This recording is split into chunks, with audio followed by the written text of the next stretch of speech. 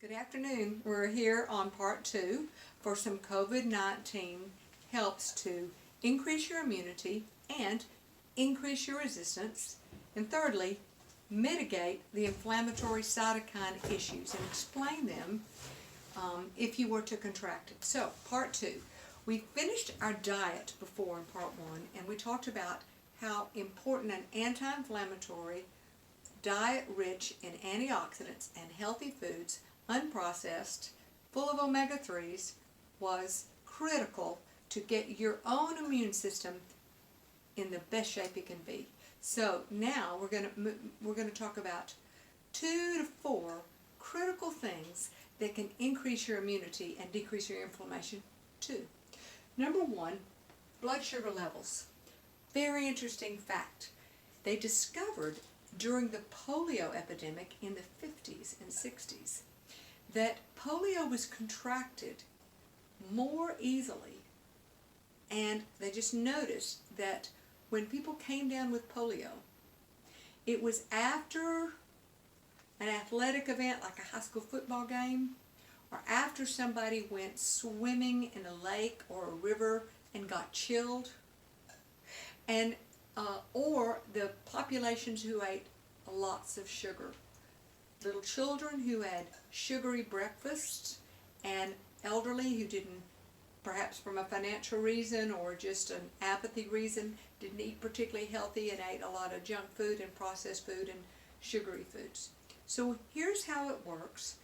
And number 2, here's what you can do to avoid that precipitous blood sugar drop which makes your body more vulnerable to the COVID virus. Now remember, the caveat to this is we really don't understand this virus as much as other viruses. However, it is in the flu type family, the SARS type family, the COVID virus type family, and so the coronaviruses. And so it does act like a virus. So in general, we think this may be significant enough for us to use in our lifestyle, which would be quite easy, and just add to the armamentarium. Even if not for COVID, it does make you less vulnerable to influenza and the garden variety rhinoviruses, adenoviruses, the cold viruses that are not in particular COVID family. So here's how sugar levels work in your body. Just real easy summary. When you eat a sugary food, your blood sugar level rises. And a sugary food like Pop-Tarts, toast full of jelly, donuts, waffles, pancakes, candy bars, just sugary foods in general, your blood sugar rises precipitously. That's blood sugar rise, as it passes through your pancreas, sends it a message to make insulin. And insulin's job is to go and assist the blood sugar in getting out of the blood and into the tissues. So when your blood sugar rises, also your insulin rises because your pancreas is called on to make it. So therein is one of the issues. When somebody is chronically pushing up their insulin by eating lots of sugary foods and they're overweight, their pancreas gets tired of doing this and it gets insulin resistant. So that's one of the issues of type 2 diabetes. The pancreas is just too tired and they have to then take extra insulin or extra medicine to control their blood sugar. But when that happens, then the blood sugar level, after the insulin's produced, precipitously drops, okay? And this may be a nice blood sugar level, a level. So when you get a rise in blood sugar that's way high, a fast rise, that's from sugary foods or simple carbohydrates. Like I said, donuts, pancakes, candy, Pop-Tarts, junky food that's full of sugar, sweet rolls that have icing on top, cake, pies, whatever. So then you have a precipitous drop. It's this precipitous drop in this area, and it may be the peak itself too, that makes us vulnerable to viral infections. So what you want to do is avoid that. So you want tight blood sugar control as much as possible during the day. So how do we do that? Number 1, don't eat those sugary foods. Okay? Don't eat those sugary foods for breakfast. So you want to eat foods that slow release carbohydrates, slow release sugar. So instead of eating you want to eat a slow release, maybe a whole wheat toast. If not every day because you're avoiding some gluten. We talked about that, but just maybe a whole wheat toast or a whole grain toast, and you may want to add a little bit of protein. Now, with the toast, you want to have some fats. So what's really extremely important, and I may not have mentioned this in the omega-3 talk, the diet fit, but farm-raised eggs, I'll mention it now, are a good source of omega-3. So a farm-raised eggs, and I'm going to put farm-raised eggs, you want to have an egg, okay, that also has protein. So the fat in the egg makes your digestion slow. So your blood sugar is up slowly, and you have a little insulin to use it, but it doesn't have a precipitous drop because you don't have a whole lot of insulin produced. So you want to have some egg. Now what else could you have for a meal? You could have cottage cheese, a little bit of protein. It's pasteurized dairy, I know that, but a little bit of protein. You want to have some Greek yogurt. It's lacto-fermented without the sugary yogurt. I'm not talking about the flavored yogurt. Stay away from those. Or just read on the label. They're full of sugar. So some Greek yogurt. You could have be creative. You could even have some turkey or some chicken, or a little farm raised beef, or you can have some tuna fish and a tomato. You can be creative on your food choices all day long. So the idea is when you have, and then you want to have some berries, and maybe another slow release fruit would be an apple because of the fiber in it, or an orange. The fiber in it helps as it goes through the bowel, the transit time, the digestion slowly releases that sugar. So all day long you have slow releases of sugar, slow follows up with insulin, and your blood sugar may vary a little bit like that, but it doesn't do either of these things. It doesn't have a precipitous high or a precipitous low. Now, so what's the take home on this? You want protein in every meal. And if you're hungry and you want to have a little bit of a snack, maybe a sugar-free Jell-O, or gelatin and berries, or berries with a little dollop of Greek yogurt on top. Then you get a little bit of sugar, a little bit of protein to help modulate that and keep your blood sugar level.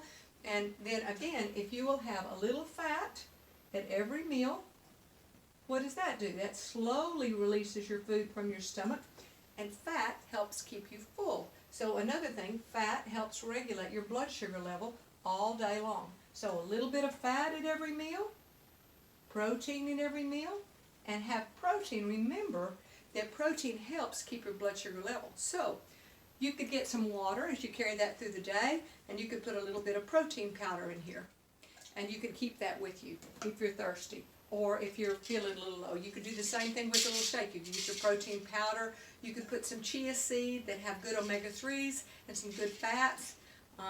You could put a little bit of an apple smoothie in there with some protein powder, and then alternate a good herbal tea that's not caffeinated. A little caffeine in the morning is fine, but the rest of the day it's best for your sleep to avoid caffeine other than in the morning.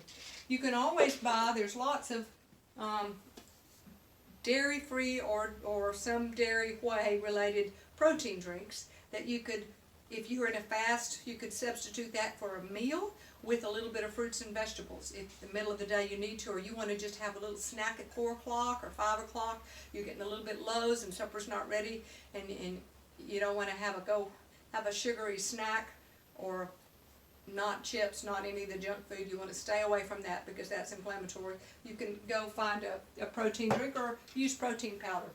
So we want to do that. Now, back to the blood sugar drop. One more thing that would make blood sugar drop is, or two more things, let me put this down here so that we'll be aware of making sure what we're talking today is how do we prevent infection and increase resistance. So not a lot of sugar, because that's bad for viruses, and not a lot of sugar drop that's caused by insulin, because that invites the virus too. So the other things that cause a precipitous drop in blood sugar is exercise, hard exercise, and being cold.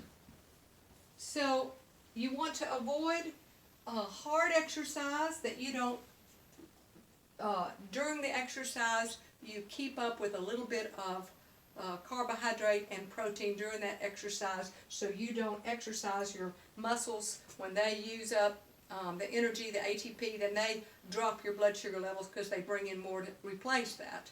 So exercise is good for you, but not hard exercise for a long period of time where you don't replace it. They discovered that because on Friday nights, the young high school athletes got polio on the weekend after a high school football game. So for the doctor who was looking at this, his county stopped high school football, and they greatly decreased the polio. Also getting cold. Interesting, you probably heard people say, grandmothers and people would say, well, don't go out and catch your death of cold. Well, I used to think that was old wives' tale and wasn't medicine. How can you get sickness from temperature? Didn't make any sense at all, but it does. Because when you get really cold, your muscles contract to warm your body and produce heat, drops your blood sugar level. So we're going into spring now. It's not quite so important, but I don't know wherever you may live someplace where it's cold, or you just want to be careful that you don't find yourself cold for a long period of time, that you're not watching. You want to keep your body warm, and then make sure that you're thinking, I need to get some blood sugar and some protein, a little bit of sugar, a little bit of complex carbons and protein on board, so that my blood sugar doesn't drop. So remember, diet, no sugar, no hard exercise, don't get cold, watch your blood sugar levels, eat protein at every meal, and a little bit of fat so that you release your food slowly at every meal, and be cognizant of the kinds of sugars that you eat. So I'm going to mention a couple of things that I didn't mention in the diet today. Avocados are an excellent source of good fats. Coconut is a very good source, an anti-inflammatory source. Coconut oil is a good source of good fats. Asparagus is a great food. Asparagus is a great food. Dark green vegetables, if you lightly steam them. And, sweet potato, this is a topic of another talk, but sweet potato is very interesting. It has an enzyme in it that prevents the disruption of a protein called L-serine, and we think this may be one of the foods that help us delay Alzheimer's. So a little bit of sweet potato is also a slow-release carb. And it's not as inflammatory as an Irish potato, and it's rich in that color, that nice orange yellow color that gives you good vitamin A. So the other thing, the fat-soluble vitamins are A, D, E, and K, and those are all absorbed better with a little fat. So when you eat your greens that are full of these vitamins, you want to add a little butter on top of them. Maybe while we put hollandaise on top of asparagus and eggs for a nice entree. Little fat, little green, and a healthy egg. Okay, so exercise. Let's go to exercise, and that's in a lifestyle habit. How does exercise help us increase our resistance to COVID, and then therefore resist it? So, number one, they found that mild to moderate exercise daily is critical for lowering abnormal TNF and lowering abnormal interleukin-6. And these are two of the many different molecules that we use to fight the COVID virus. So it looks like that we're going to go to video 3 for exercise.